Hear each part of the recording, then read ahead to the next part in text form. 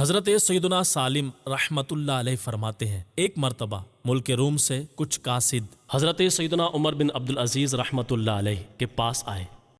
آپ رحمت اللہ علیہ نے فرمایا، جب تم لوگ کسی کو اپنا بادشاہ بناتے ہو تو اس کا کیا حال ہوتا ہے؟ کہنے لگے، جب ہم کسی کو اپنا بادشاہ بناتے ہیں تو اس کے پاس ایک قبر کھودنے والا آ کر کہتا ہے، اے بادشاہ، اللہ پاک تیری اصلاح فرمائے، جب تجھ سے پہلا بادشاہ تخت نشین ہوا تو اس نے مجھے حکم دیا میری قبر اس طرح بنانا اور مجھے اس طرح دفن کرنا، چنانچہ قبر تیار کر لی گئی۔ پھر اس کے پاس کفن فروش آ کر کہتا ہے، اے بادشاہ، اللہ پاک تیری اصلاح فرمائے، جب تجھ سے پہلا بادشاہ تخت نشین ہوا تو اس نے مرنے سے قبل ہی اپنا کفن، خوشبو اور کافور وغیرہ خرید لیا، پھر کفن کو ایسی جگہ لٹکا دیا گیا جہاں ہر وقت نظر پڑتی رہے اور موت کی یاد آتی رہے۔ اے مسلمانوں کے امیر، ہمارے بادشاہ تو اس طرح موت کو یاد کرتے ہیں۔ رومی قاصد کی یہ بات سن کر حضرت سیدنا عمر بن عبدالعزیز رحمت اللہ علیہ نے فرمایا، دیکھو، جو شخص اللہ پاک سے ملنے کی امید بھی نہیں رکھتا وہ موت کو کس طرح یاد کرتا ہے، اسے بھی موت کی کتنی فکر ہے۔ اس واقعے کے بعد آپ بہت زیادہ بیمار ہو گئے اور اسی بیماری کی حالت میں آپ کا انتقال ہو گیا۔ پیارے پیارے اسلامی بھائیوں، موت کا وقت مقرر ہے، اس سے فرار ہونا یعنی بچنا بھی ممکن نہیں۔ اللہ پاک نے حضرت آدم علیہ السلام کو جب زمین پر اتارا اسی وقت فرما دیا کہ تمہیں ایک خاص وقت تک زمین میں ٹھہرنا ہے۔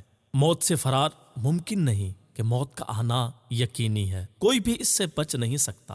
امیر اہل سنت، بانی دعوت اسلامی حضرت علامہ مولانا محمد الیاس عطار قادری دامت برکاتہم العالیہ مدنی پھول دیتے ہوئے ارشاد فرماتے ہیں، اے عاشقان رسول اور میرے پیارے پیارے اسلامی بھائیوں، یقیناً جو موت اور اس کے بعد والے معاملات سے صحیح معنوں میں آگاہ ہے وہ دنیا کی رنگینیوں اور اس کی آسائشوں کے دھوکے میں نہیں پڑ سکتا۔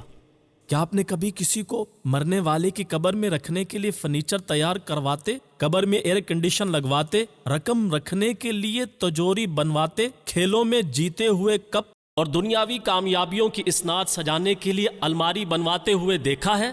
نہیں دیکھا ہوگا، اور یہ کام شرعاً درست بھی نہیں ہے۔ تو جب سب کچھ یہیں چھوڑ کر جانا ہے تو یہ ڈگریاں ہمارے کس کام کی؟